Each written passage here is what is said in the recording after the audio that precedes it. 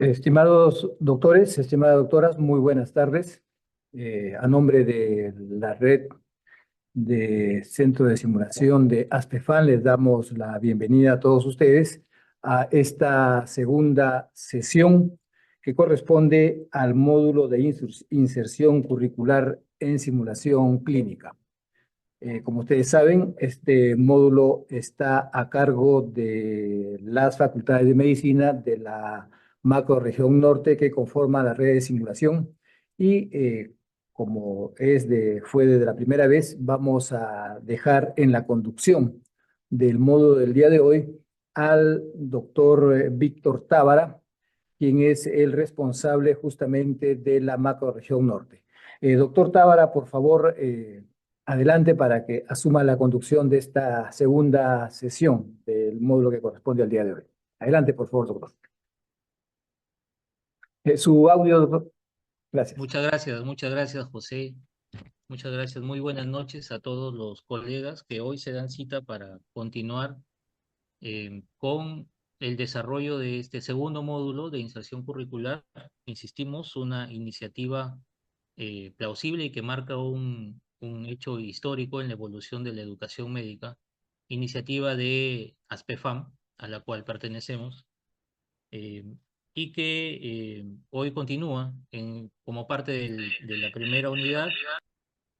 Preliminarmente, en la clase anterior habíamos mostrado la distribución de las actividades que se van a realizar en las siguientes semanas.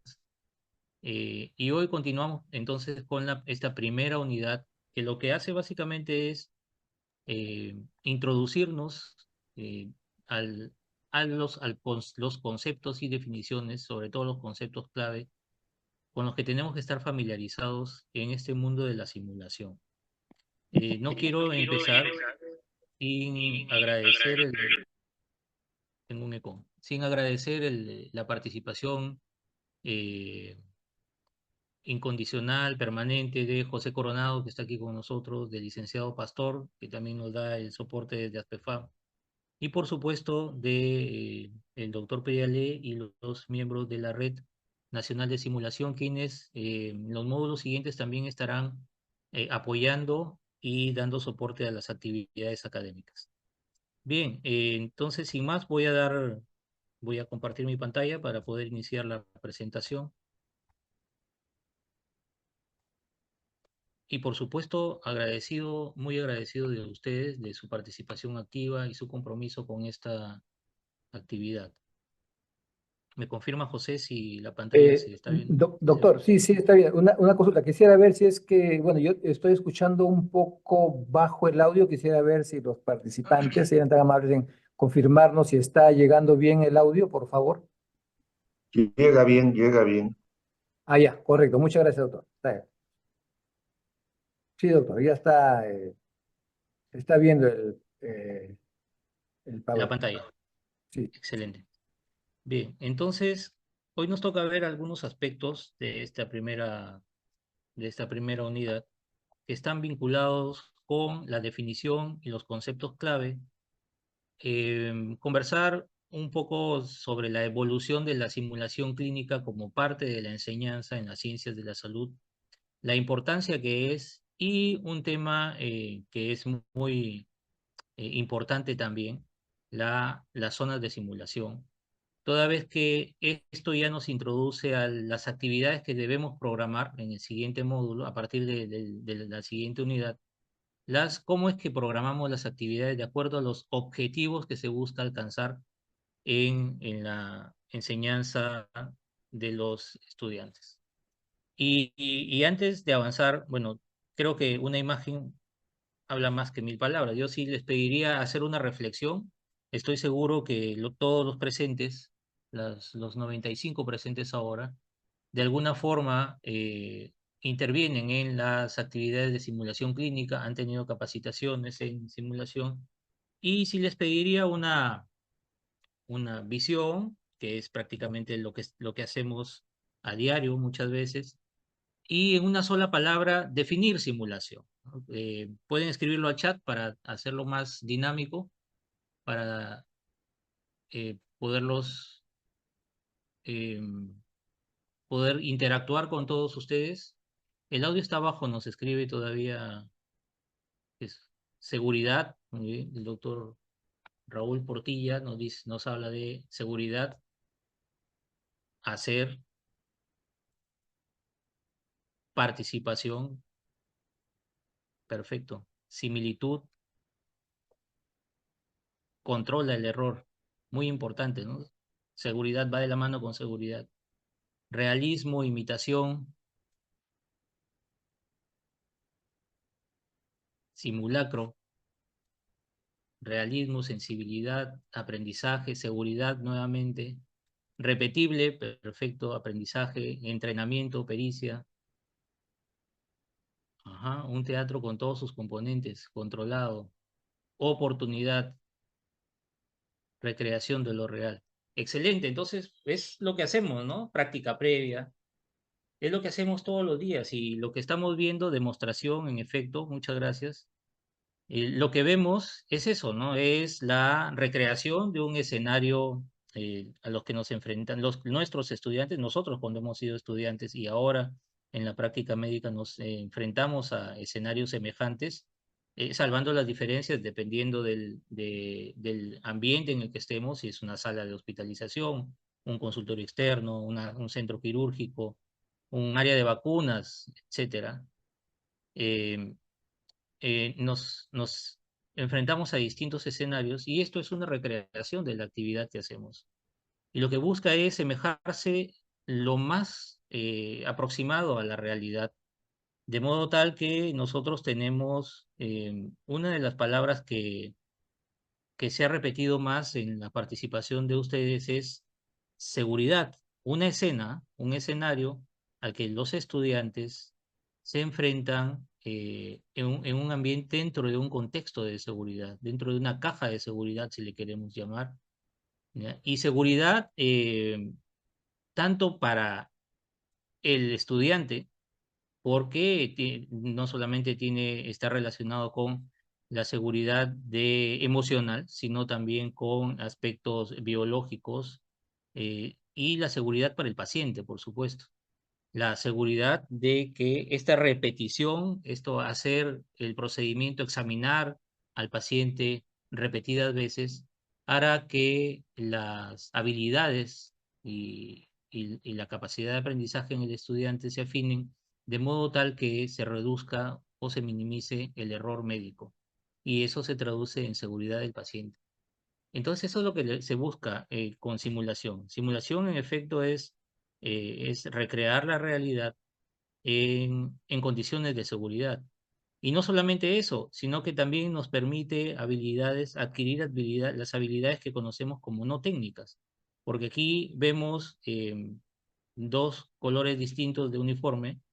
eh, Hay aquí habilidades también de comunicación, de interacción, de cooperación entre distintos profesionales que por supuesto van a facilitar y van a hacer que eh, el entrenamiento de estas habilidades nos permita un mejor desempeño en el momento de que el estudiante puede estar en una situación real, ¿no? Y como ven ustedes, un maniquí, una sala muy parecida a una unidad de cuidados intensivos con cialítica, equipos de monitoreo, de multiparamétrico, bombas de infusión, todo muy, muy semejante a lo que es una sala, en este caso, de cuidados intensivos, ¿no? Entonces hay conceptos con los que tenemos que familiarizarnos, como el concepto de fidelidad, que está referido al grado de exactitud técnica, pero esto es aplicable, bueno, para efecto de los maniquíes, que tan bien representan qué tan fieles son representando a la respiración, el latido cardíaco, que se ve en el monitor, pero eso está referido a la fidelidad física. Sin embargo, también hay que considerar la fidelidad conceptual. Es decir, qué tan bien representado está, como en el ejemplo anterior, qué tan bien representado está el escenario, ¿no? Tiene que haber una semejanza lo más aproximada al escenario que nos estamos enfrentando. Obviamente, si es un escenario de consulta externa, o si lo que se pretende evaluar o representar es una consulta externa, el escenario será totalmente diferente, con otro tipo de mobiliario, con otro tipo de equipamiento que hagan la mayor semejanza posible. Y la otra fidelidad está referida a la fidelidad emocional y experiencial, es decir, qué tanto, sobre todo cuando se trata de actores, de pacientes estandarizados como el que tenemos a la derecha, qué tanto puede aproximarse a lo que realmente vemos en un paciente cuando llega en busca de ayuda, cuando llega a la consulta, no llega a la emergencia. Todo esto, todo esto converge y se traduce en realismo, que viene a ser la percepción subjetiva de la experiencia, que es la percepción que tiene el estudiante. Qué tanto lo vive, ¿no? Cuál es su feeling en el momento de estar frente al paciente, ¿no? Si, por eso es que en esta fidelidad conceptual debemos representar y programar los maniquíes, en este caso, cuando estamos trabajando con maniquíes, con lo que corresponde a la patología o el cuadro que estamos enfrentando. Si se trata de un shock, alterar las funciones vitales en el monitor, en la computadora, de modo que haya taquicardia, hipotensión, hipotermia, etcétera, ¿no? Eh, Además del entorno físico, que ya debemos haberlo preparado. Entonces, eso le da al estudiante, al participante, esa percepción subjetiva de realismo. Y esto asociado al contrato de confidencialidad, del cual ya nos había ilustrado con bastante claridad el doctor Fraga en la reunión anterior. eh, Entiéndase por contrato de confidencialidad aquel en el que el estudiante acepta que no es una situación real, pero es lo más parecido a ella, porque sin duda las situaciones reales siempre tienen una brecha. eh, Eso hace que el paciente se enganche, ¿no? Y sea más participativo en la actividad de simulación. Los pacientes estandarizados, bueno, hay eh, escenarios en los que sí necesitamos tener un paciente estandarizado que simule, por ejemplo, un dolor que no lo puede simular un maniquí, o que simule, por ejemplo, una crisis de ansiedad o un estado depresivo para este tipo de objetivos que pueda tener un curso de psicología o psiquiatría. Entonces, esto es un paciente estandarizado que también nosotros debemos tener equipos preparados, o en algunas instituciones más grandes donde hay disponibilidad de grupos de teatro se puede obtener la colaboración de ellos. Los otros conceptos que ya se habían tocado también y que siempre es importante tener en cuenta son el del briefing y el debriefing. Y recordar que el briefing es la etapa previa y hay un pre-briefing que es la etapa muy anterior al momento de la simulación, en la que en el pre-briefing se le indica al estudiante cuáles son los conceptos o las revisiones que debe hacer para poder estar metido en contexto. En el briefing, que es la etapa anterior ya al desarrollo de la escena, se conversa con ellos para modo de romper el hielo, además de darles los objetivos, de explicarles los objetivos de la actividad, se les pregunta sobre sus expectativas, ¿no? ¿Qué esperan de aprender o cuál es la expectativa que traen? Como también dando un poco de marco a cuáles son el tipo de expectativa que tienen, que traen, ¿no? Y por supuesto se les ilustra sobre el contexto. Se trata de una paciente de tantos años con tales y cuales antecedentes que llega al consultorio externo refiriendo tales y cuales molestias, y en el examen físico, bueno, que ellos lo van a hacer, se encuentran tales hallazgos y a partir de ahí empieza el desarrollo de la, de la escena. Y en la parte del debriefing, que es no tiene una traducción exacta, pero muchos lo interpretan como una reflexión en la que el contexto o los marcos conllevan a acciones y las acciones a resultados. Y esto hace que en el debriefing lo que buscamos es analizar estos resultados, ¿no? Haciendo las preguntas respectivas como qué salió bien, ¿no? Como por ejemplo en el debriefing, el clásico debriefing plus delta, qué salió bien y qué se puede mejorar. Y estos resultados, por supuesto, mejoran acciones. Lo que buscan en el debriefing, lo que se busca en el debriefing es que al analizar los resultados, en el que salió bien y qué puede mejorar, mejoremos acciones. Y por supuesto que estos resultados también mejoren los marcos contextuales, que por supuesto serán mejorados o mucho mejores en la siguiente simulación. Y siempre hay una evaluación de desempeño que puede usar listas de verificación o rúbricas, dependiendo de si se trata de un procedimiento, por ejemplo, para la primera, las listas de verificación, o una rúbrica para ya escenas clínicas. Y lo que habíamos comentado previamente, ¿no? El desarrollo de una simulación lleva, además de los conceptos previos y de las habilidades que se puedan aprender, lleva per se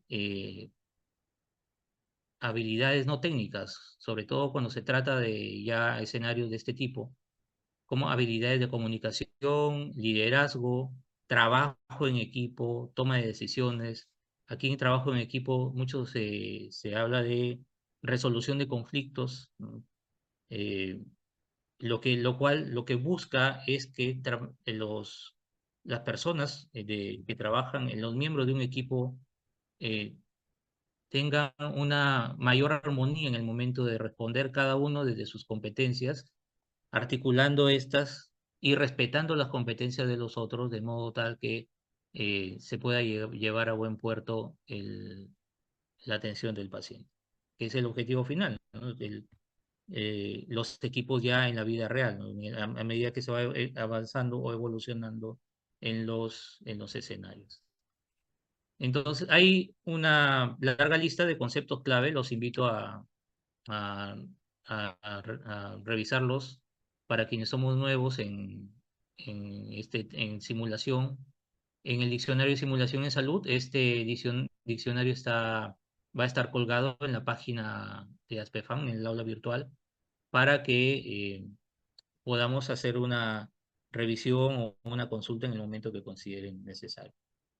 Con relación a la evolución, hay también una revisión bastante interesante y muy amplia en el Manual Teórico Práctico de la Simulación en Educación Médica, publicado por ASPEFAM, y que también va a estar disponible en el aula virtual y está disponible de manera libre en los buscadores en el Internet. Y, y una de las cosas muy interesantes que se revisa ahí, en el capítulo de Historia y Evolución de la Simulación, eh, cuyo autor es el doctor Malca, son los doctores Malca, Aliaga y la doctora Sánchez, es este primer acápite, ¿no? Esta primera condición, que lo que se busca es una mayor seguridad y, por supuesto, se tiene en cuenta con consideraciones éticas para los pacientes. Otra de las condiciones que favorecen la implementación de la simulación en la educación médica es la menor disponibilidad de los pacientes, ¿no? O sea, lo que pasaba cuando rotábamos muchas veces cardio y no encontrábamos el soplo que estábamos estudiando en ese momento, o el sonido respiratorio que estábamos estudiando en ese momento, o la patología del curso que estuviéramos rotando, ¿no? Eh, entonces, y bueno, por un entorno médico legal más restrictivo también que hay actualmente, eso favorece condiciones para implementar la simulación en la educación médica. Limitaciones con animales de experimentación también es una de las condiciones favorables para implementar la simulación. La necesidad de enfocar los procesos educativos y el acceso y aceptación de herramientas tecnológicas cada vez más disponibles, y por supuesto las tendencias del mercado y la sociedad globalizada. Entonces, en esta revisión, bueno, en general, eh, hay varias otras revisiones que nos muestran que la simulación clínica o la simulación como tal, en el desarrollo de la medicina y de la ciencia de la salud, en realidad no tiene un punto de referencia claro. Hay mucha evidencia desde el mundo antiguo donde había representaciones anatómicas, ¿no? Y bueno, hay algunos textos que, por ejemplo, hacen referencia a la punción de una naranja o a la disección de un melón para simular la disección de la piel. Eh, Hay muchas referencias de ellas, pero aquí lo más importante es cómo ha ido evolucionando y cómo se ha ido incorporando y cómo se han ido adaptando la evolución tecnológica a la educación médica, ¿no? Hay un hecho sí que me resulta bastante gratificante, sobre todo este hecho que tuvo impacto y que está referido a las acciones de capacitación de parteras por Madame Ducoudray en los años 1700, a fines de los años 1700. El relato refiere que esta señora fue contratada para entrenar a parteras y médicos en Francia en esa época con la finalidad de enseñar las mejores técnicas para la atención del parto. Y aunque no hay un registro que esté relacionado, que esté vinculado con este tipo de intervención, usando, miren, una pelvis de trapo y muñecos de trapo también. Y aunque no hay un registro, como les decía, que mide el impacto, sí hay una referencia que muestra o que registra un aumento de la sobrevivencia o un aumento de la población en Francia en esa década en la que se trabajó. Un poco más de 10 años en la que se trabajó estas capacitaciones a nivel de toda Francia, ¿no? Entonces, bueno, a partir de allí viene toda una serie de eventos, los más cercanos, cuando aparecen los resucitadores, los maniquíes de resucitación, ya son en 1950, 1960, cuando aparece el Resucián, que era un maniquí en el que se practicaba las compresiones torácicas y la respiración boca a boca, que fue construido por Asmund Lerdahl. eh, y bueno, hago aquí, también tengo que hacer un paréntesis y declarar no tener ningún conflicto de interés, porque ese nombre todavía persiste como una marca de maniquíes. Hasta la incorporación y la evolución de maniquíes de simulación, como el que estamos viendo acá, y lo que actualmente tenemos, está bastante ya difundido, es la simulación áptica, ¿no? Con estos visores que nos representan una realidad virtual y además de ello, sensores o guantes que nos dan la sensibilidad como si estuviéramos tocando a un paciente real, ¿no? Y hace pues que tengamos escenarios de, de realidad virtual, como escenarios de una realidad mixta, muy parecida a la del Pokémon, cuando salían los chicos a buscar sus Pokémones, en el que mezclan aspectos aspectos reales con aspectos virtuales. Pero no quiero ahondar en eso, porque ya es un tema de nuestro siguiente expositor. En lo que quiero, sí, el mensaje que quiero darles en esta sección de la evolución es que siempre lo más importante, el objetivo ha sido al margen de la tecnología muy precaria o los elementos muy precarios que se usaban inicialmente hasta la tecnología muy evolucionada que se tiene actualmente, incluida la inteligencia artificial, es el mejor aprendizaje, ¿no? El mejor aprendizaje, la incorporación de los conceptos el mejoramiento de las habilidades de los estudiantes con la finalidad o con el objetivo último de tener una mejor atención para el paciente y garantizar su seguridad.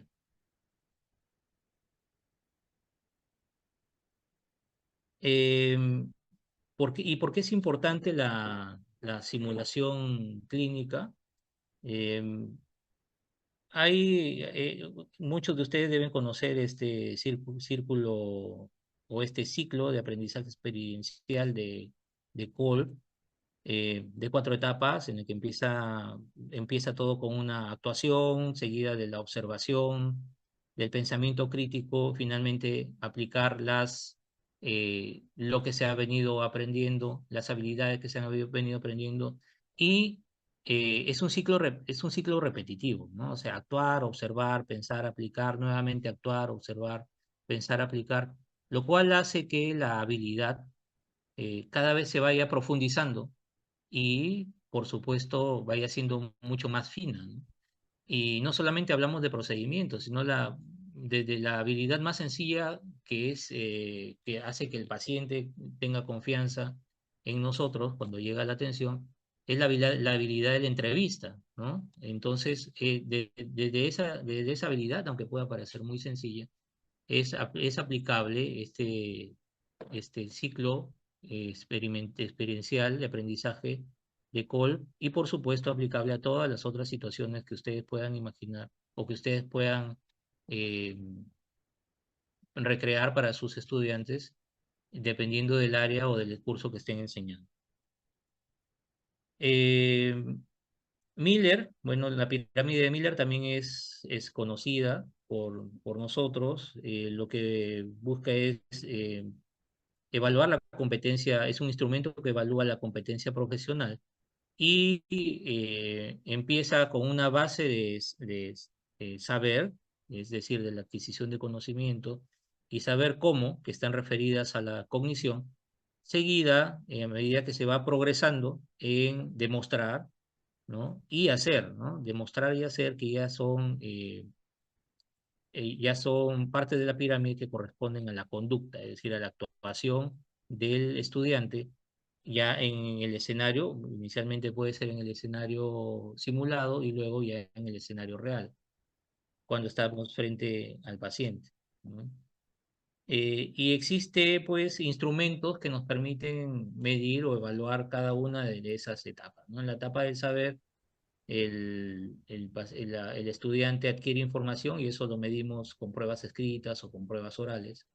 En la etapa de saber cómo, aplicación de casos clínicos que pueden ser en los mismos exámenes, como en las pruebas que se toman actualmente, o en prácticas en el aula, con el análisis de casos clínicos. Luego ya en la etapa de conducta viene demostrar, y aquí sí demuestra lo aprendido, y aquí es donde entra la simulación, ¿no? Bueno, son las simulaciones, digamos, los ECOES formativos que se pueden hacer a medida que se van desarrollando los cursos, y los ECOES evaluativos que se hacen ya al final del curso, ¿no? Y finalmente, en el ápice, el hacer, donde ya está referido a la evaluación en la práctica clínica, ¿no? Observación, videograbación, cómo está desempeñándose ese estudiante o ese profesional, porque también es aplicada esta método de evaluación a los profesionales que ya están trabajando en un establecimiento. eh, Cómo es que están desarrollando, qué impacto tuvo la capacitación. Evaluaciones 360, ¿no? Donde los que evalúan son tanto los jerárquicos superiores, los compañeros de trabajo, evalúan los subordinados también y evalúan los pacientes, ¿no? O sea, por eso es una evaluación 360, lo que permite pues tener una mejor visión de cómo lo está haciendo el estudiante o cómo lo está haciendo el profesional cuando esto es aplicable ya, como les decía, ya a entornos laborales, ¿no?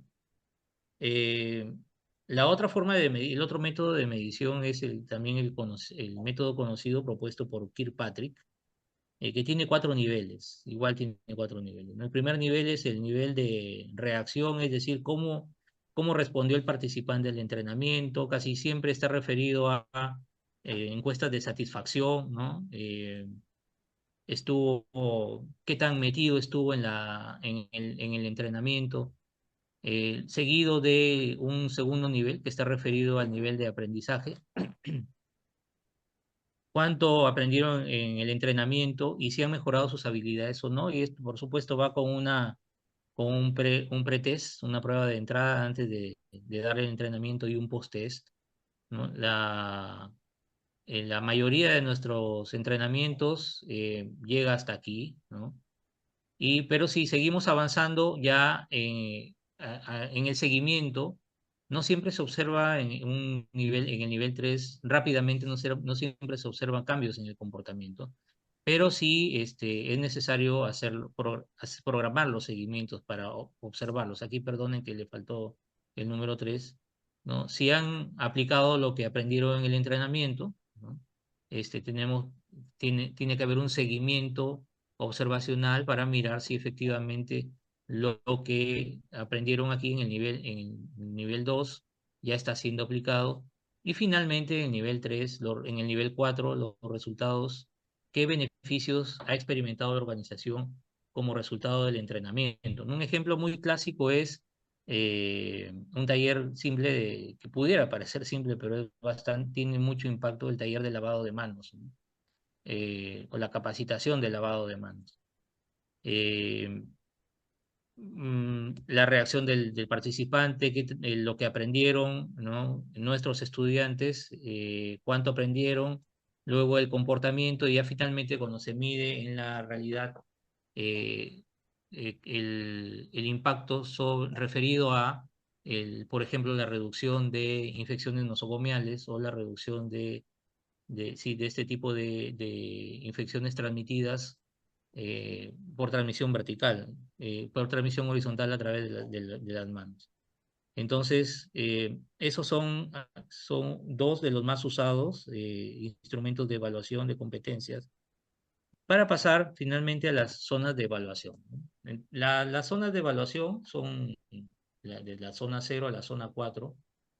También es un concepto muy conocido por nosotros, pero que eh, es importante siempre tener presente la, los estudiantes y los focos, es decir, progresa desde una autoaprendizaje en el que el estudiante está solo, se hace un autofeedback, es automático, no necesita un instructor. Progresivamente entra un instructor en la zona 1, en la que sí lo va guiando. En la zona 2 aparece ya situaciones críticas, ¿no? Con pacientes críticos. Por ejemplo, por eso es que acá ustedes en esta zona roja van viendo ya, se pone cada vez más rojo porque empieza a haber más distracciones, el sonido de las alarmas, otro tipo de distractores, ¿no? Y el contenido clínico cada vez va siendo más complejo porque ya vamos entrando en una escena en la que lo que se busca es integrar lo adquirido en las zonas previas. Y la zona 3, en la que ya el instructor se convierte más en un facilitador, ¿no? En la zona 3 ya el aprendizaje, la simulación se da básicamente sin interrupciones. Al principio sí, en la zona 1 puede haber interrupciones, pausas y perfeccionamiento, pausa y perfeccionamiento, ¿no? En la zona 2 puede haber interrupciones o puede haberlas o puede que no las haya. Va a depender mucho de cómo se vaya desarrollando el escenario. En la zona 3 sí es el escenario corrido sin interrupciones hasta que finalmente en el debriefing el facilitador guía la reflexión. Y la zona 4 pues la realidad, donde se evalúa y se busca el desarrollo del equipo, ¿no? Y sobre todo se mide y se evalúan los factores humanos y el desarrollo de los sistemas, ¿no? Cómo es que se han ido desarrollando a medida que se han ido integrando. Por eso es importante incorporar también la simulación interprofesional, porque al final todos trabajamos como parte de un sistema desde la malla curricular, ¿no? Desde el sílabo. Y bueno, aquí un poco para tener una visión un poquito más clara, ¿no? Cada una de las zonas en la columna izquierda, de la zona 0 a la zona 4, los, los objetivos, el tipo de evento y la descripción, ¿no? Lo que les comentaba previamente, en la zona 0, de acuerdo a un estándar, el objetivo es cómo hacer tal, o cómo identificar un ritmo cardíaco, el ritmo cardíaco, ¿qué ritmo cardíaco es? El entrenamiento, el estudiante está solo, es un entrenamiento autónomo, no necesita instructor y usa herramientas de autofeedback, de retroalimentación. En la zona 1 es una instrucción fundamental, ¿no? Responde al objetivo de cómo realizar una habilidad clínica básica. Y aquí sí, los eventos son talleres de habilidades y el instructor explica, aquí sí hay un instructor que explica qué hacer, cómo hacer, cuándo hacerlo y lo que les había comentado, hay momentos de pausa, perfección y las repeticiones, ¿no? En la zona 2 ya hay una instrucción en situación crítica, donde empieza a introducirse el ruido, ¿no? Y donde hay un dominio de un conjunto conocido de habilidades. Si estamos haciendo una secuencia, todas estas habilidades han sido aprendidas o revisadas en las zonas previas, ¿no? El tipo de eventos son simulación de códigos, por ejemplo, las claves obstétricas, clave roja, clave azul, o el código ictus, ¿no? O el código sepsis, o el código rojo, ¿no? En un paro cardiorrespiratorio. Y aquí la simulación puede ser pausada o continua, y aquí empieza ya a aparecer el debriefing, ¿no? El plus delta, la pregunta de qué salió bien y qué puede mejorar, ¿no? ¿Qué salió bien y qué hiciste bien o qué hicimos bien y cómo lo podemos mejorar? En la zona 3 ya busca el desarrollo de equipos y sistemas, ¿no? Responde la pregunta por qué y va innovando soluciones a los problemas. Aquí ya empieza el entrenamiento interdisciplinario de equipos, ¿no? Y como les había comentado, con todo y el ruido que empieza a aparecer, la simulación ya no tiene interrupciones. Lo que busca es, en el debriefing, descubrir valores y suposiciones, lo que habíamos revisado en una de las diapositivas iniciales, referidas a los marcos de entendimiento de los pacientes, la suposición perdón, de los equipos, busca descubrir valores y suposiciones del equipo. Y en la zona 4, que ya es el debriefing en la vida real y el desarrollo, el debriefing y acciones de mejora, el objetivo son las acciones de mejora continua durante la atención real. Zona 4 ya es atención real al paciente. Está referida a eventos clínicos reales, por ejemplo, un evento adverso en un hospital o en una clínica o en un consultorio, o una complicación, ¿no? Eh, y lo que se busca pues son situaciones de mejora, ¿no? Aquí los equipos clínicos son reales en roles clínicos actuales. Por ejemplo, aquí hay algunos ejemplos, ¿no? Por efectos de espacio de la pantalla lo vamos a dejar. Al contrario, vamos a colgar una tarea para que cada uno de ustedes, de los participantes, pueda ofrecernos un ejemplo en cada una de las zonas, ¿no? De la zona 0, de las 5 zonas, de la zona 0 a la zona 4, de la especialidad en la que se desempeñan, o del grupo ocupacional en que se desempeñan también. Eh, un ejemplo aquí en el autofeedback es demostrar la habilidad.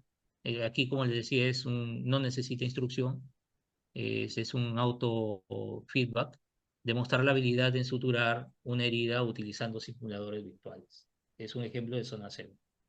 En la zona 1, instrucción fundamental, uno de los ejemplos es practicar la colocación de una sonda nasogástrica, y aquí sí hay un instructor, ¿no? Que lo está guiando, hay un instructor que lo está guiando y le dice las pautas, el paso a paso. Aquí puede haber una pausa, perfección, detente y progresa la zona. En la zona 2, en la instrucción en situación crítica, un ejemplo puede ser estabilizar a un paciente con shock hipovolémico o el tipo de shock que ustedes puedan elegir. Un shock anafiláctico puede ser utilizando los recursos adecuados. En la zona 3, que corresponde al desarrollo de equipos y sistemas, un ejemplo puede ser coordinar un equipo de emergencias durante un paro cardíaco en la unidad de cuidados intensivos, eh, o en centro quirúrgico. Y en la zona 4, que es el debriefing en la vida real y desarrollo, aplicas un ejemplo, puede ser la aplicación de acciones correctivas tras un evento adverso en la vida real, ¿no? Basándose en la en una simulación previa, ¿no? ¿Qué haríamos frente a un paciente que hace una reacción anafiláctica, un choque anafiláctico a un medicamento, ¿no? La administración de un medicamento, por ejemplo, ¿no? Entonces, esos son algunos ejemplos y sí, los invito también a revisar este texto, este artículo va a estar igual publicado colgado en la página, en el aula virtual, donde hacen una comparación eh, una evaluación entre la pirámide de Miller y las zonas de simulación, ¿no? Estos autores hacen una aproximación y ven y notan pues que ahí sí existe una correlación entre el saber cómo demostrar y hacer con las zonas, las SimZone, ¿no? Con las zonas de simulación. La zona cero corresponde el autofeedback, corresponde al saber, la instrucción fundamental y las instrucciones en situaciones clínicas, al saber cómo, y va entrando bien a la etapa de demostrar con el desarrollo de equipos y sistemas, y finalmente la zona 4 corresponde al hacer, ¿no? De la pirámide de Miller. Entonces hay un correlato consistente en ambos trayectos. Y por ejemplo, para dinamizar un poco la actividad, les voy a presentar ahora un simulador. A ver, vamos a salir un ratito. Este es un simulador que está disponible, muchos de nosotros lo hemos usado, tal vez. A ver, aquí está.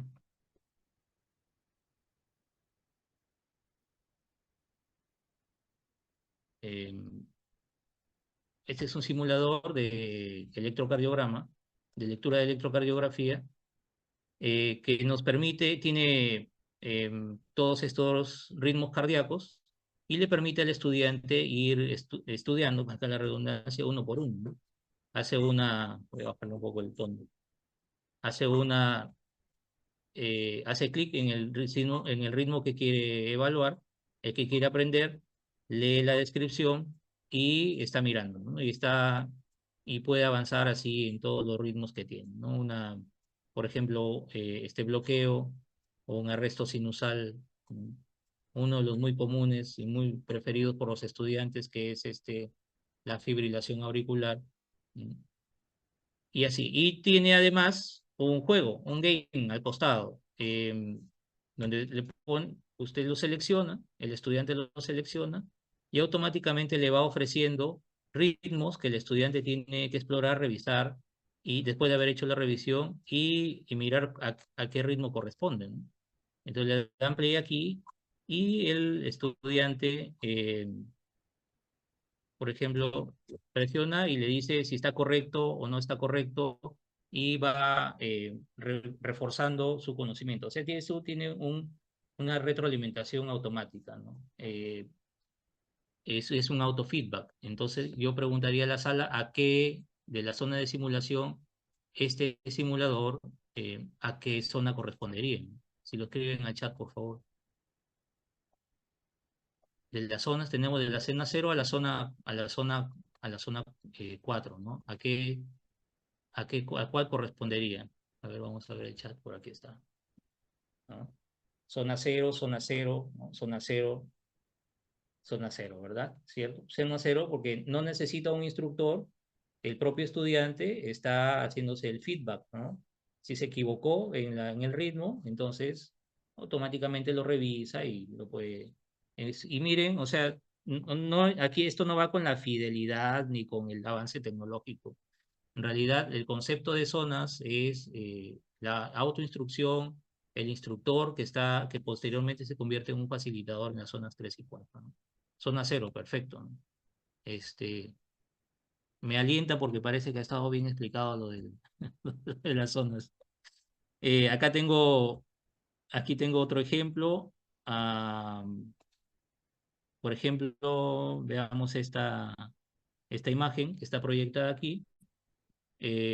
Son 2 estudiantes haciendo la inmovilización de la cervical y la apertura de la vía aérea en un paciente con trauma, con politrauma.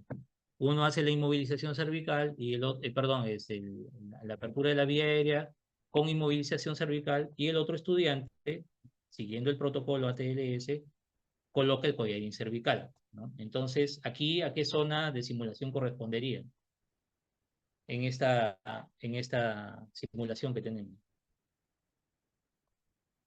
¿Ah? Ana Valentina dice zona 1, ¿no?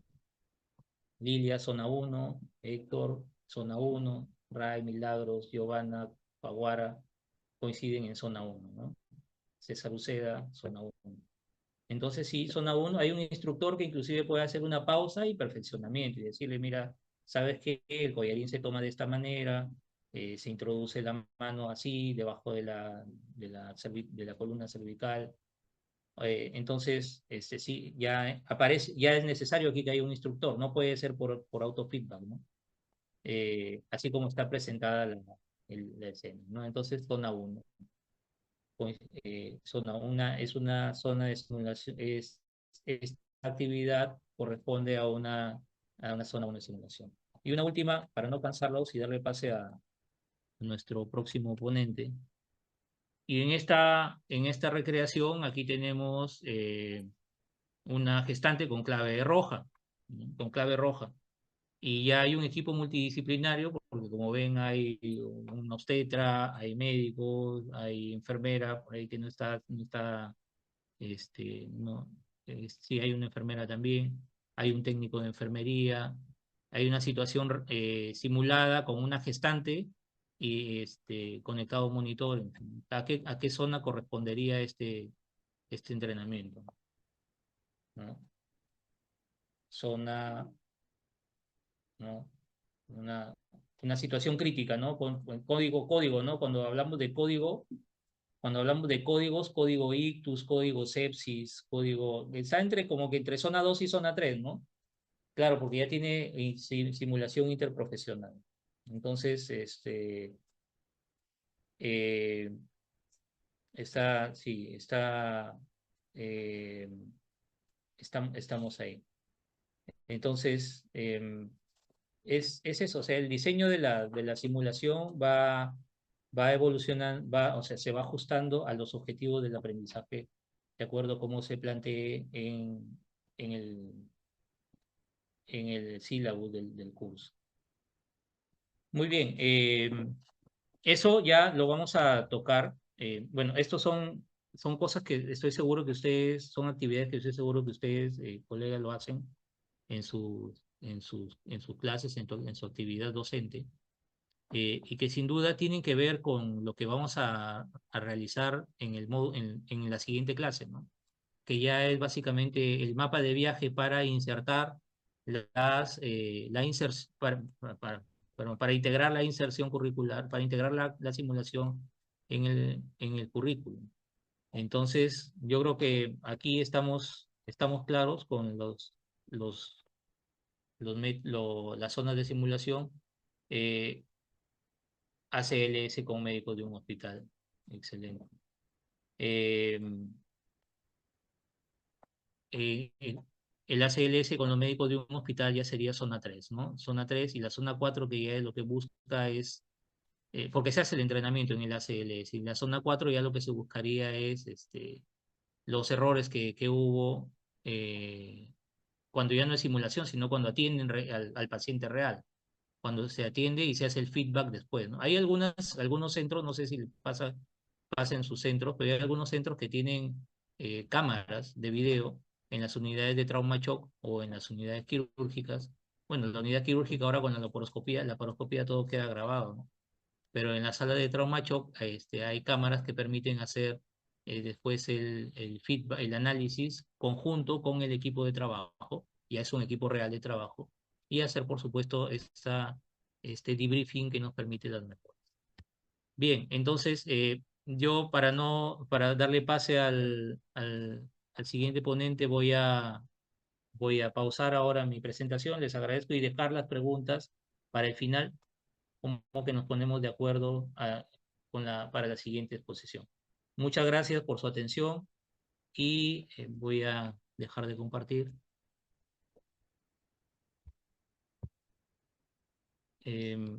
Voy a dar pase ahora a nuestro siguiente ponente. Él es un destacado miembro del gremio médico. Sí, y quiero referirme, ya está con nosotros en pantalla, me refiero a nuestro gran amigo, el doctor Iván Pinto Tipismana, Iván Randulfo Pinto Tipismana. El doctor es médico cirujano con especialidad en ginecología y obstetricia. El doctor es el representante en la Macronorte, bueno, y ante ASPEFAM de la Universidad Nacional Pedro Ruiz Gallo. Y él, bueno, él es uno de nuestros más asiduos y persistentes participantes de las actividades de simulación dentro de las actividades que tenemos como Macro Norte. El doctor es maestro en docencia universitaria e investigación educativa. Además, tiene doctorado en ciencias de la salud. Eh, el doctor ha sido médico ginecólogo obstetra en el Hospital Las Mercedes de Chiclayo. Además, en el Hospital Almanzora Guinaga Asenjo ha sido médico asistente, jefe de servicio de ginecología, jefe de departamento de ginecología. Ha sido docente de la Universidad Nacional Mayor de San Marcos, de la Cátedra de Anatomía Humana en Ginecología y Obstetricia, Es docente actualmente de la Universidad Nacional Pedro Ruiz Gallo, en pregrado en anatomía, embriología, neuroanatomía, obstetricia y ginecología, y también en posgrado en ginecología endocrinológica, cirugía endoscópica, ultrasonografía y, por supuesto, docente de la Escuela de Posgrado de la Universidad Pedro Ruiz Gallo. Además de una vasta experiencia en cargos administrativos y una vasta capacitación que para nosotros es un privilegio tenerlo, doctor, hoy, esta noche aquí en esta reunión, y estamos prestos a escucharlo y aprender de su experiencia y de todo lo que nos tiene que explicar hoy. Bienvenido, doctor Pinto. Es un privilegio tenerlo. Buenas noches. Buenas noches con todos. Muchas gracias por la presentación, Víctor. En realidad, es una larga historia que comenzó el año 1973, ¿no? Yo ya estoy para retirarme.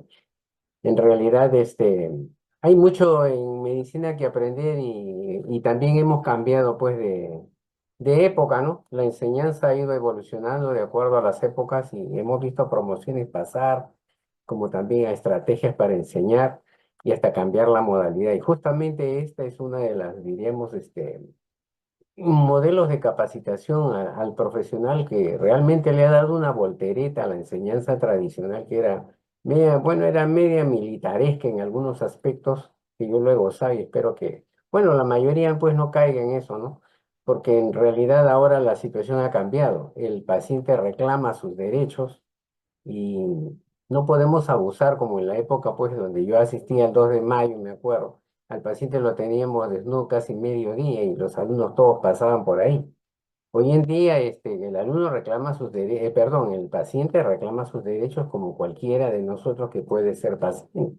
Y entonces pues la simulación lo que nos ha venido es a solucionar un problema tremendo, ¿no? Que era pues respetar los derechos humanos, ¿no? Como todo profesional. Lo que me gustaría saber es si me están viendo en pantalla o no. Disculpen. Hola. No, Adelante, doctor, si se está, bueno, sí se se está le ve, escuchando. doctor, Sí, sí se ve. Sí se ve. pero todavía no proyecta, ¿no? Todavía no No, proyecta. ahí ahorita vamos a Ah, compartir de ya, una vez. ya. Se le ve y se le escucha bien. Creo que no he salido. A ver, espérense. Ahora, ¿se ve mi pantalla? Hola. Ah, sí, sí, doctor, ya se está viendo, Sí, pero sí, sería bueno que lo ponga en modo de presentación en la copita. Ya, ahora sí, doctor. ya estamos en la copa. En la copa Bueno, del PowerPoint. comenzaremos la parte que me ha tocado a mí. Ya el amigo Víctor Tábara me ha adelantado algunas cositas y es muy interesante porque el tema es bastante grande. Eh, Primero les voy a compartir algunas cosas que son importantes conocer, ¿no? Por ejemplo, acá vamos a hablar un rato de los objetivos. Voy a tratar de... Ya, ahora sí. Entonces, la idea acá es presentarles a ustedes, pues, como ¿no? Que la simulación es una herramienta que nos va a facilitar la enseñanza de las diferentes disciplinas que tiene la medicina en sus diferentes niveles de complejidad. Vamos a utilizar lo que día a día la tecnología nos viene creando y ofreciendo para facilitarnos este proceso de enseñanza y aprendizaje, pero a la vez nos exige a los docentes competencias para su manejo y aplicación. Por otro lado, hay que entrenar con una nueva estrategia metodológica y pedagógica a los futuros médicos y especialistas con las técnicas de exploración médica que actualmente se manejan, desde lo más simple hasta lo más complejo durante todo el proceso de su formación para evitar los fracasos y la más praxis que siempre nos viene persiguiendo. En la agenda de hoy día vamos a dar una revisión rápida de lo que es la simulación, las condiciones que ofrece la simulación, una breve historia de cómo la hemos vivido acá, la importancia de la simulación clínica en la formación médica, los tipos de simulación, que es el tema creo de fondo, finalmente la tecnología y las herramientas que se vienen utilizando. Y finalmente hablaremos pues de las limitaciones que muchos de nosotros tienen. Bueno, yo le he puesto ahí la simulación como un teatro, y podemos definirlo así a la simulación como la experimentación, ¿no? Con un modelo, en este caso puede ser mecánico, electrónico o hasta el mismo humano, como son los pacientes simulados, ¿no? Que va a imitar ciertos aspectos de la realidad. Y por otro lado, esto nos va a permitir trabajar en condiciones muy similares a las reales, pero con variables controladas y en un entorno en el que bueno, se va a asemejar algo a la realidad que vivimos, ¿no? Y que estamos acondicionando artificialmente de acuerdo a nuestras posibilidades.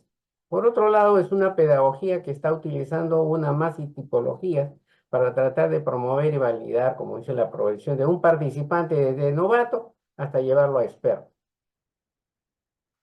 ¿Cuáles son las condiciones que nos ofrece la simulación clínica en la educación médica? Ya lo ha dicho el doctor Víctor, ¿no? Ya nos adelantó un poco. La idea es, pues, al estudiante ubicarlo en un contexto que sea tan similar a un ambiente hospitalario, limitándole las situaciones y los problemas que tiene que enfrentarlos con individuos sanos o enfermos de forma independiente.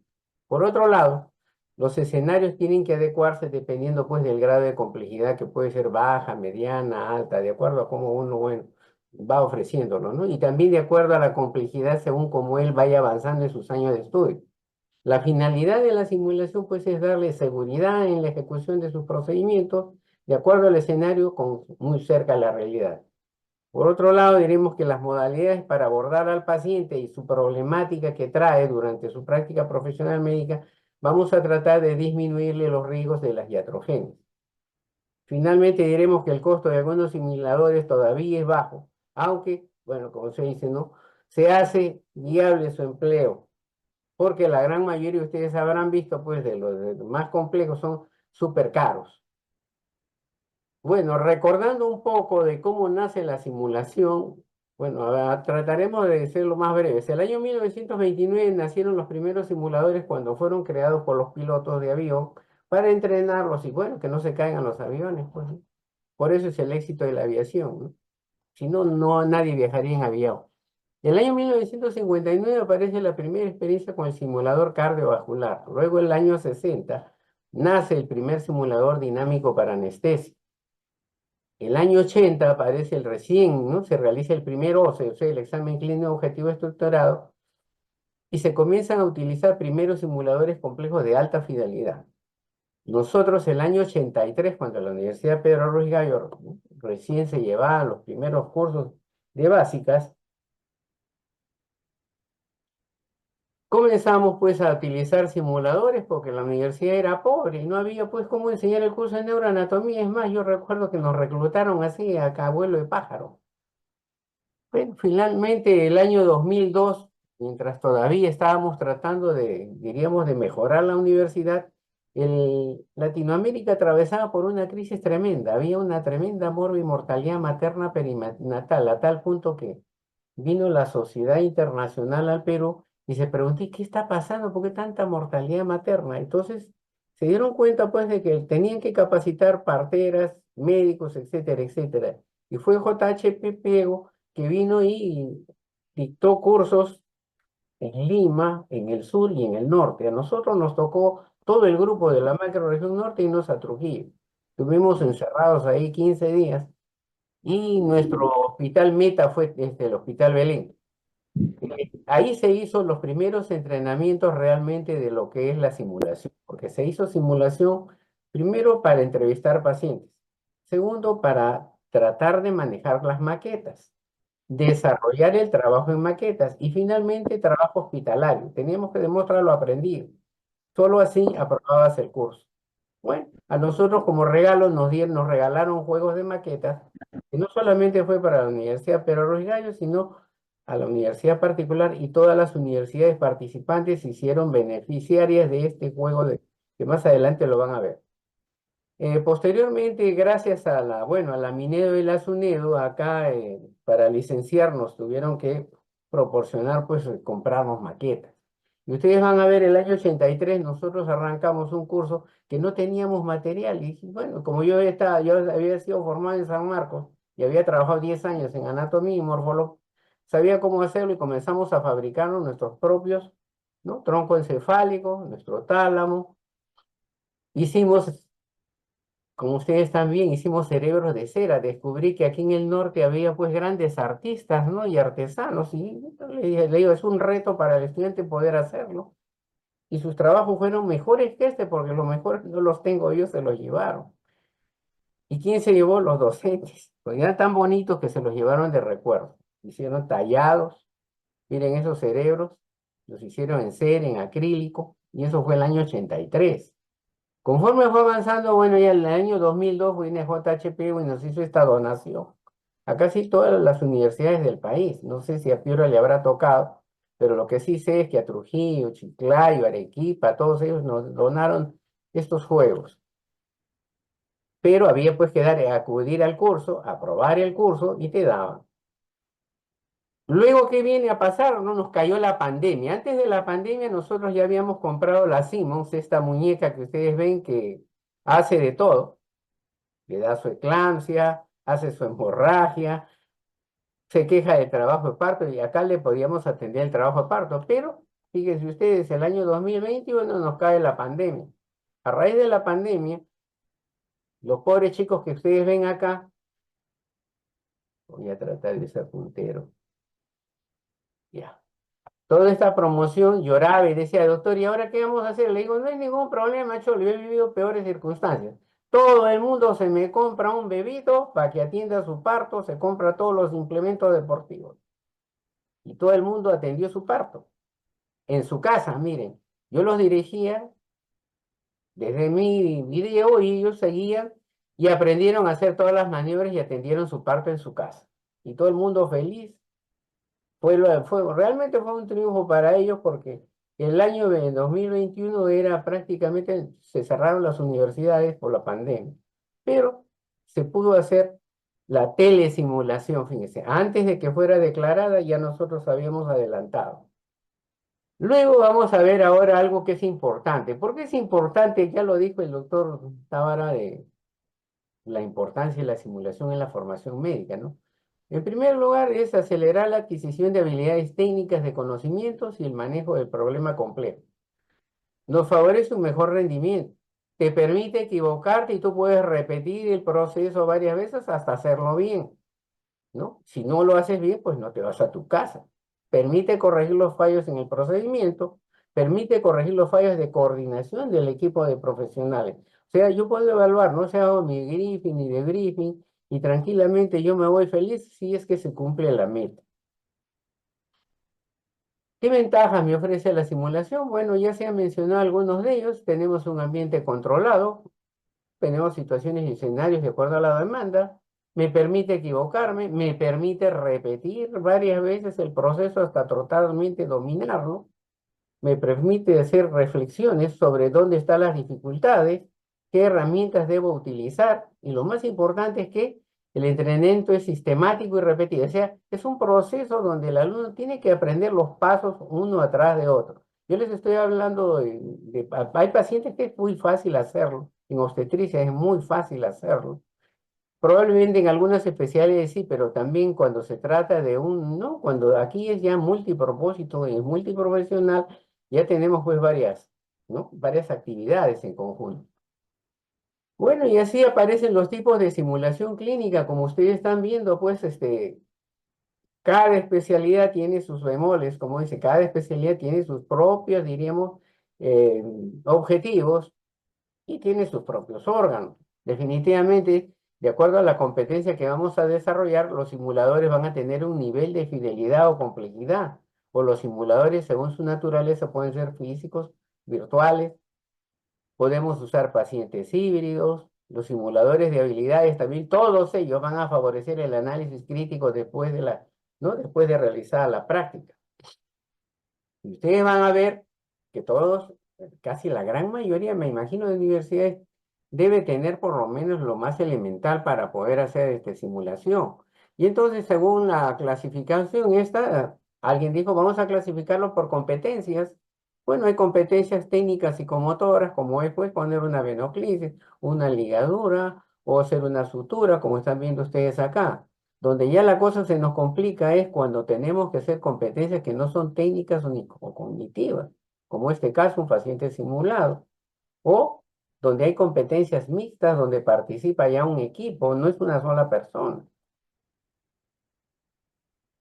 Para nosotros, por ejemplo, en ginecología no es muy difícil enseñar a colocar un espéculo, porque primero se hace el demostrativo.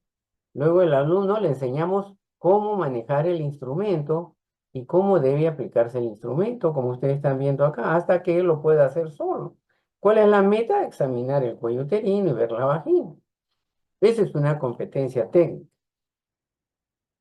Otra manera de clasificar los simuladores es de acuerdo al grado de fidelidad o de realismo. Puede ser desde muy simples, ¿no? O de intermedia, o de alto rendimiento, o de alto realismo.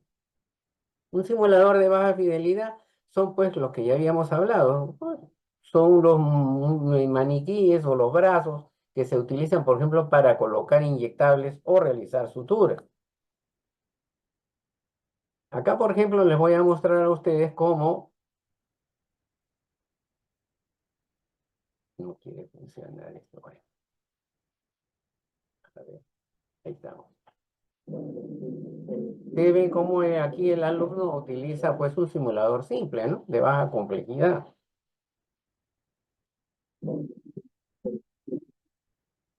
O, bueno, por ejemplo, esto que es un parto, ¿no? Vamos a ver un parto. Acá, por ejemplo, estamos entrenando a una chica para que atienda un La parto. otra mano va a sostener la cabeza para que no salga extendida. Entonces comienza el poco, y entonces ella va a proteger la cabeza.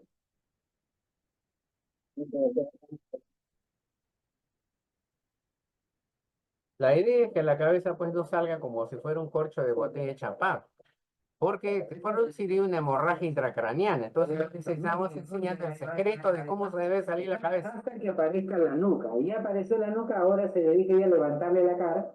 Y van a ver cómo va a levantar la carita el bebito. Y luego va a rotar solito. Solito va a rotar, ¿eh? Ahora sí, mano arriba y mano abajo. Mano arriba, mano abajo. Y nos agachamos al hombro anterior. Sube, hombro posterior. La mano derecha va por la espalda del pie a buscar los pies del bebé y lo sostiene de ahí. La otra mano sostiene la cabeza si no se le va al piso. Listo. Y ahora sí quedó listo para ponerlo en la palmita de la mano. Y como ven ustedes, el alumno tiene que salir atendiendo su parto, no hay otro objetivo. Esa es la finalidad. Ahora, los simuladores de mediana fidelidad ya es otra cosa. Lo que ustedes han visto son los mecánicos. En este caso yo hice de madre que pujaba y la alumna hizo la otra parte. Pero acá en el simulador de mediana fidelidad, aquí hay una combinación entre lo que es un simulador o parte anatómica, pero a la vez se utiliza un software, como en este caso sería nuestra muñeca que da luz normal eléctricamente, ¿no? Y acá los estudiantes, bueno, tienen que tomar algunas decisiones en base a lo que se le ha planteado para la atención. ¿no? Entonces acá los modelos anatómicos participan de otra manera, ¿no? O sea, ya nos facilitan el trabajo. Pero yo le diría que para en obstetricia los mecánicos son 1000 veces mejor. Hay otras modalidades y tecnologías en simulación clínica como el simulador humano, caso de maniquíes con características muy similares, ¿no? Con los ustedes pueden escuchar acá latidos cardíacos tranquilamente o hacer alguna maniobra de exploración. Y finalmente los simuladores de alta fidelidad, en los cuales pues son maniquíes controlados por un ordenador. Definitivamente, estos maniquíes, ahora estamos viendo que las grandes instituciones como el Seguro Social en México y en otras instituciones, lo están usando para entrenar su propio personal y para que conozcan el cuidado de las máquinas, porque no es sencillo, pues, que se te malogre un tremendo maquinón por una mala maniobra, ¿no? Entonces, todo el personal que va ahí es un personal que ya ha sido capacitado previamente en otras cosas. Entonces, para que una institución grande como una universidad participe de eso, tendremos que tener, pues, un hospital universitario o ser una gran institución, porque instituciones pequeñas yo lo veo bien difícil que podamos tener eso. Lo cierto es pues que si no se puede con un maniquí, aparece el paciente estandarizado. Y el paciente estandarizado pues es un actor que nos va a imitar todo, digamos, ¿no? Todo lo que realmente padece un paciente real, ¿no? Finalmente aparecen los estandarizados, que bueno, son costosos, sí, porque un actor no realmente para que se entrene y nos imite y nos sirva pues para hacer 20 evaluaciones de estudiantes, es caro, ¿no?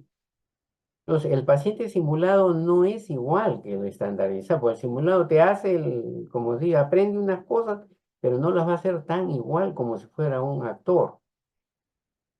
Finalmente, los híbridos, que también ha sido una manera, diremos, de solucionar el problema, y ustedes van a ver por acá, vamos a ver algunas cosas que son interesantes, como esta, miren, acá tenemos un simulador de cirugía. Paciente en paro, pueden hacer un paciente en paro. Ah, enfermera, por otro una vía, donde llega un promedio cada 3 minutos de quimioterapia.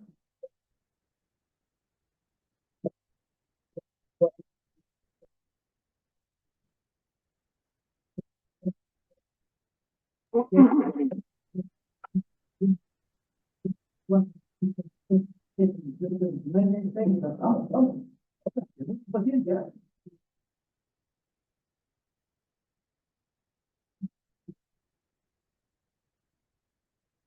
El doctor Tábara ya estaría preocupado con este paciente. Pero lo interesante es que el alumno adquiera la habilidad y la rapidez para solucionar el problema. Esa es la verdad. ¿Cierto? Bueno, esta es otra actividad que también se realiza y en la cual vamos a ver acá. Es un anestesiólogo que está ahorita con un grupo de estudiantes enseñándole cómo se intuba a un paciente y los cuidados que tiene que tener. Ahí está, lo ven la glotis. Lo ven la glotis. Ahí está. Entonces, me supongo que yo he elegido correctamente mi tubo, que está desinflado. Entonces, ¿qué hago? Miren cómo estoy. Yo lo estoy cogiendo así. No lo estoy cogiendo por acá porque esto va a la tráquea, va hacia los pulmones, lo van a contaminar. Esto tiene que estar estéril, así como viene en el tubo, así me lo entregan en su bolsa. Entonces lo coloco, mire, ingresó. Siempre mirar que más o menos se quede en la comisura 21-28 o a 20 a veces. Estoy ahí, ¿qué hago? Lo aseguro. Miren, lo aseguro, con 10, lo aseguro. ¿Qué hago? Siguiente, el ambú. Entonces, si yo no tengo nada completo, todo no intubo.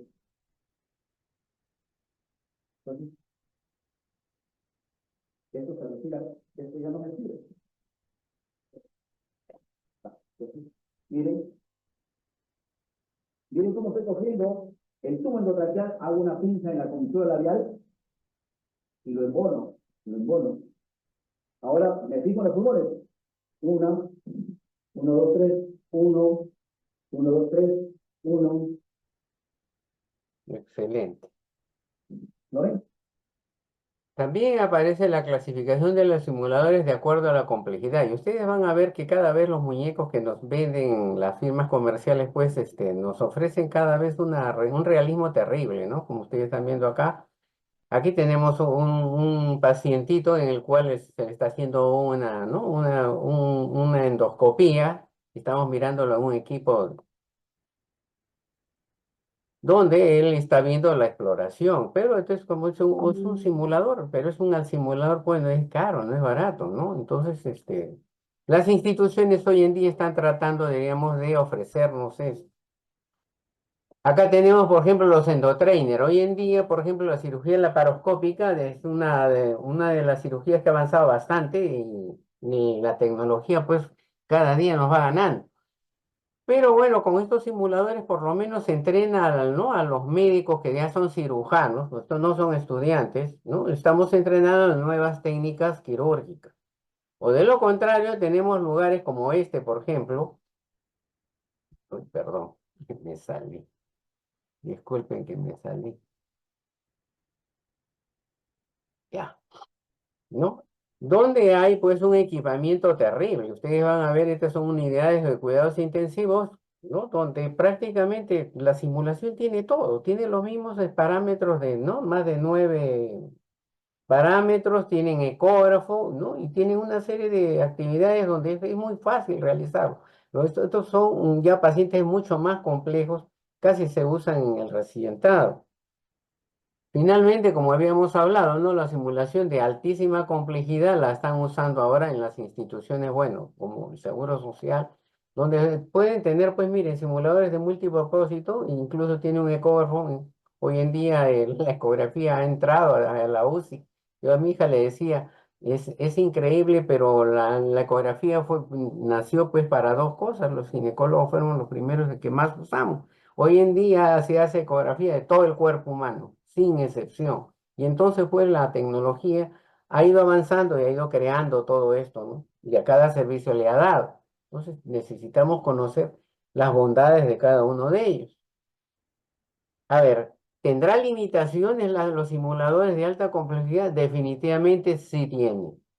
Y ustedes se van a dar cuenta que podrá tener buena ventilación, podrás intubarlo, todo lo que tú quieras, pero no habla, pues, ese es uno. Y la otra, que a veces tienen menor capacidad que el paciente estandarizado para poder entrenarlo en habilidades necesarias, como por ejemplo la entrevista, ¿no? Acá el simulado yo lo puedo entrevistar. Al Human Patient Simulator no lo voy a poder entrevistar, ¿no? O sea, la falta de comunicación no verbal y además esto te puede generar ansiedad en el participante que está en plan de aprendizaje. Por eso es muy importante el tutor, el instructor, que tiene que estar cerca y enseñarle cómo se maneja al paciente que no se puede comunicar. Los pacientes estandarizados. Una de las cosas que me maravilló a mí, por ejemplo, antes de que aparezcan los estandarizados y los simulados, nosotros usamos los sociodramas. Y los sociodramas los hemos venido usando, yo me acuerdo en la época, a ver, el año 1990, comenzamos a usar los pacientes, ¿no? Los pacientes que eran prácticamente simulados. ¿Y quiénes eran? Eran obras de teatro que hacíamos con los estudiantes. Ya después aparece pues el paciente estandarizado y simulado. Ya el estandarizado es un actor, ¿no? Que conoce muy bien el escenario, conoce qué tipo de paciente que tiene que representarnos, o sea, un cardíaco, un cólico, un infarto, te lo puede simular 20.000 veces y el alumno pues tiene que hacer el diagnóstico. Y para eso se necesita un buen actor. Entonces, esto a veces es un poco difícil por lo caro que es, ¿no? Y para la evaluación de los actores, por ejemplo, los actores se ajustan estrictamente al guión que uno quiere, ¿no? Y persigue. Ahora, según la naturaleza es otra manera que por ahí los han clasificado pues a los simuladores, ¿no? Alguien habló de la virtual, como es en este caso, ustedes están viendo acá abajo una representación en el cual la máquina es la que tiene todas las imágenes y la estamos representando en una pantalla y él está usando un simulador y puede operar incluso de acuerdo a este simulador. Y los físicos, que son los muñecos que todos tenemos en las universidades, ¿no? Es un mecánico. Hay simuladores también de acuerdo a la tecnología, pues, desde lo más sencillo, que son los muñequitos, hasta los que ya vienen con algunas aplicaciones, ¿no? Para hacer un masaje cardíaco, para escuchar ruidos cardíacos. Y finalmente acá ustedes se pueden dar cuenta de los pacientes simulados o estandarizados que, bueno, ya necesitan otro tratamiento y depende también de los recursos que tenga la institución. Pero son muy útiles, por ejemplo, para el ECODE, ¿no? Para hacer un ECODE, si tú quieres evaluar a un paciente en medicina, es una gran cosa. Finalmente, algo que ya el doctor Víctor Tábara nos adelantó fue la simulación virtual y la realidad virtual. Ya este es otro contexto en el cual pues se crea un entorno totalmente virtual y es manejado desde un ordenador, ¿no? O estás usando un dispositivo que crea ese entorno virtual. De tal manera que al usuario lo hacemos vivir un momento donde él va a ver otra realidad realmente. La telesimulación. Bueno, la telesimulación hoy en día también ha progresado tremendamente y nosotros la utilizamos, por ejemplo, cuando queremos demostrar algo que a mí, bueno, yo lo he vivido, ¿no? Una cosa es estar en el hospital y otra cosa es que tú seas un docente que ya no esté en el hospital. Entonces yo dije, hace más o menos 15 años, yo dije, yo de acá me voy a ir, pero me la tengo que llevar. ¿Qué cosa me llevé? Todos los videos de mis cirugías. Y hoy en día me sirve porque yo le digo a los chicos, siéntense aquí adelante como si estuvieran operando conmigo. El que está operando ahí soy yo. Y tranquilamente tú ves una operación y yo te la explico. Digo, tú vas al hospital y te suben en una escalera y tú ves una operación y no sabes qué cortan a veces. Pero acá yo te puedo guiar. Eso es la telesimulación que en realidad es muy útil. Se utiliza en telecomunicación. Hoy en día se venden las operaciones. Brasil se ha vuelto una biblioteca quirúrgica realmente para todo el que no pueda viajar. Compra los videos, los ve en su casa y eres un cirujano, ¿no? Concebido, si se quiere, pero necesitas pues tener entrenamiento. Si tú no has tenido entrenamiento, no te va a ayudar mucho, porque la guía siempre es buena, el instructor siempre es bueno. Y la telesimulación, pues para uno que ya ha sido entrenado y conoce el sistema, se va de maravillas. Y realmente se va de maravillas. Entonces dice, ¿cómo hacer para que lo virtual se parezca a lo presencial? Fue un reto que yo ¿no? me lo planteé y eso nos pasó pues en la pandemia. Y en la pandemia nosotros comenzamos la telesimulación.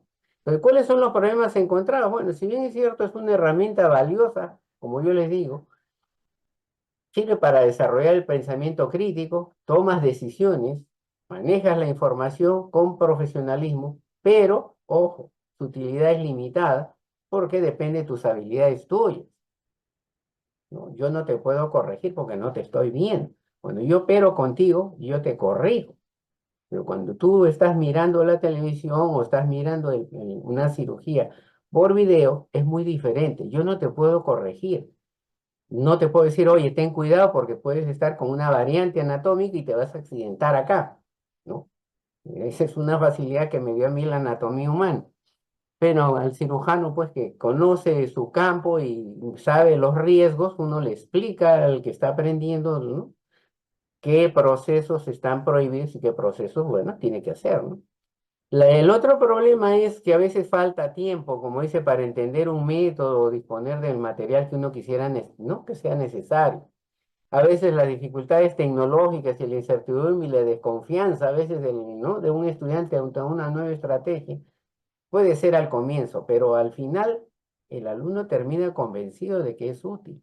Entonces, enfrentamos a dificultades similares las que se van a presentar en cualquier innovación educativa, sí es cierto. Y acá, como yo les decía a ustedes, con la telesimulación, esto es unas fotos de un parto que un chico atendió en su casa, con la guía que habíamos hecho previamente, y él pudo atender su bebito y terminó ahí, ven, ustedes ven, nació el bebé tranquilo, y él aprendió el 1, 2, 3, 4, 5 y 6 que tienes que hacer para poder, diríamos, tener en tus manos un parto normal. Entonces, la telesimulación fue la clase de parto del 21 de enero de 2021 que esta promoción, que estaba triste y creía que estaba abandonada, pudo lograrlo. Querer es poder y sí se puede.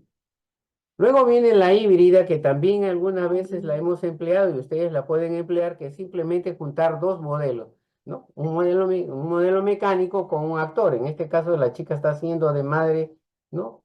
De madre gestante que está en pleno trabajo de parto. Y abajo tenemos el muñeco que hace las veces de vulva y ahí están haciendo la criatura. Entonces es una combinación entre dos sistemas. El paciente híbrido, pues, es un paciente estandarizado ¿no? Con esa prótesis. La chica, por ejemplo, es un paciente híbrido. Y la cirugía es en quirófano híbrido. Bueno, se trata, pues, de una sala quirúrgica equipada que tiene todos los sistemas avanzados con imágenes de radiodiagnóstico y en el cual podemos realizar de forma simultánea diferentes procedimientos diagnósticos y terapéuticos. Entonces, un quirófano híbrido, pues, es un avance de cirugía intervencionista que para una universidad, bueno, no es imposible, pero hay maneras, diríamos, de agenciarse. Ojalá en el futuro todos podamos, ¿no? Tener esa suerte de tener algo como eso. Y como lo que ustedes están viendo acá, pues acá tenemos un quirófano híbrido, ¿no? Donde ustedes están viendo en las pantallas, ¿no? En la pantalla de cirujano, y estas son las pantallas de los ayudantes, donde se está viendo un procedimiento quirúrgico. Tú puedes hablar con el cirujano, le puedes preguntar, ¿no? Tranquilamente, o conversar con él qué procedimiento se puede hacer, qué cosas se puede, qué cosas no se debe hacer ¿no? Y cuáles son los riesgos, por ejemplo, ¿no? Eso es lo más importante. En un quirófano híbrido, como yo les decía a ustedes, no siempre vamos a manejar solamente un paciente. Yo puedo poner un video de lo que yo estaba haciendo, ¿no? Y simplemente lo podemos evaluar. Hoy en día, como decía el doctor Tábar, hoy día en las salas de operaciones prácticamente graban todo, se guarda todo, y tú puedes estudiar y ver, por ejemplo, por qué fallaste, por qué te cortaste un uréter, por qué te sangró tal vaso, dónde te accidentaste. Todos los que hemos entrado a cirugía tenemos malas experiencias. Yo hice un trabajo de 5 años en el cual pues el quinto año yo estaba feliz. ¿De qué? De que no había tenido fallas. 5 años enseñando cirugía laparoscópica y decía, soy el único a nivel mundial que no ha tenido accidentes y fíjense la mala suerte. La curva de aprendizaje hay que cuidarla mucho, porque a veces el estudiante agarra demasiada confianza y cree que se la sabe todas. ¿Y qué pasó? El quinto año, ¡pum! Me rompieron una arteria ilíaca, que casi se muere la paciente. Me rompieron una vejiga y me quemaron un intestino. Y averiguando los excesos de confianza a veces hace pues que se cometan errores. Lamentablemente uno no puede estar en todas las cirugías para medir los riesgos porque los pasos en cirugía están escritos y si tú rompes la regla, lo que vas a hacer es ganarte un accidente. Por eso es muy importante que esté el tutor. Y como decía mis grandes maestros, cuando tú operes, opera con un cirujano casi igual que tú, porque si a ti te da un infarto, ¿quién termina la cirugía? El del frente, ¿cierto? Y cuando tú estás entrenando algo, el paciente es tuyo, no es de él. Es muy diferente cuando uno entra pues con un simulador, que al simulador me puedo accidentar las veces que yo quiera, pero no me puedo accidentar con un paciente afuera. Nosotros sí nos han cuidado la mano, pero bendita sea, bueno, yo he tenido suerte de que me cuiden también mi mano, ¿no? No he tenido muchos accidentes, pero es bueno dar buenos consejos y a veces romper paradigmas, ¿no? ¿Cuáles son las limitaciones en la simulación? Aunque las características que los simuladores dicen, traten de decirnos que no, la persona real, etcétera, etcétera, hay cosas que son limitantes. Uno, los materiales con los cuales están elaborados, algunos son de materiales, bueno, son de acrílico o de gel. El tamaño, no siempre el tamaño es el mismo que uno ve en el órgano. Y la otra es, en el caso de ginecología, si tú haces un tacto vaginal, una cosa es palpar una vagina, un órgano que es húmedo, elástico, y que tiene una textura especial. Hasta ahora, ningún simulador ha podido superar eso. Ningún simulador. Por eso es que a veces en ginecología es un poco difícil a veces enseñarle al estudiante cómo es esto. Tú le puedes contar toda la historia que quieras de la ginecología, de cómo se siente, cómo se hace el tacto, los cuidados que debe tener. pero una cosa es hacerlo en un paciente y otra cosa es utilizar ¿no? un simulador. Bueno, y finalmente, para no cansarlos, existen pues niveles de simulación y tipos. Nivel 0 es el nivel escrito, es un examen que puede evaluar los conocimientos de un tema específico. Nivel 1 es una simulación de baja calidad con paciente parcial, ¿no? Cuyo objetivo principal va a ser desarrollarle las habilidades psicomotoras, ¿no? Por ejemplo, cuando cateterizan una vena. El nivel 2, simulación en computadora, que es la experiencia iterativa, prácticamente similar a un test. Tercero, es el paciente estandarizado, que es un paciente enfermo que va a permitir desarrollar su comunicación con el paciente. Cuarto, está la simulación virtual, que integra modelos anatómicos con imágenes generadas por computadora, ¿no? Y para desarrollar algunas habilidades técnicas que se necesita. La simulación del paciente complejo, que utiliza ya alta fidelidad con escenarios bastante complejos, ¿no? En casos reales va a permitir algunas competencias técnicas como las no técnicas. Y ahí tienen ustedes el resumen final de lo que acabamos de decir, ¿no?